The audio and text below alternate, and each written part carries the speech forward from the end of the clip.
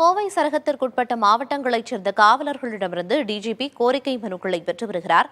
அதன் விவரங்களை செய்தியாளர் பிரவீன் வழங்க கேட்கலாம். பிரவீன், கூடுதல் விவரம் என்ன? பிரியதர்ஷினி தமிழக காவல்துறை தலைவர் டிஜிபி சங்கர் ஜிவால் கோவையில் 2 நாட்களாக முகாமிட்டுள்ளார்.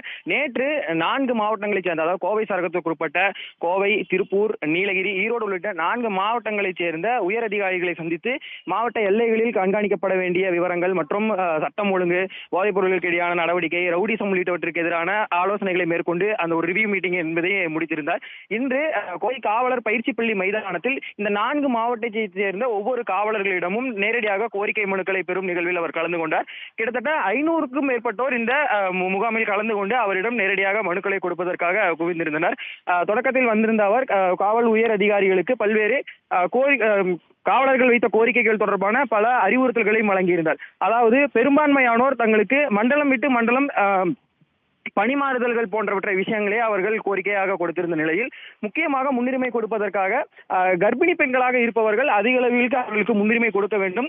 கர்ப்ப காலங்களிலும் கைக்குழந்தையாக இருப்பவர்களும் அவர் கேட்பவர்களும் பணிமாறுதல் கேட்கும் போது அவர்களுக்கு சொந்த ஊருக்கு அருகிலேயே பணிமாறுதல் கொடுப்பதற்கு முன்னுரிமை கொடுக்கலாம் என்கின்ற ஒரு அறிவுறுத்தலை வழங்கியிருந்தார். இதை தவிர தற்போது கோவை மாவட்ட காவல் கண்காணிப்பாளர் அலுவலகத்தில் இந்த 4 சரகத்திலும் பனிஷ்மெண்ட், அதாவது பனிஷ்மெண்டாக இருக்கக்கூடிய பல்வேறு நபர்களும் நேரடியாக சிந்தித்து அவர்களிடம் விளக்கங்கள் உள்ளிட்டவற்றை கேட்க உள்ளார்.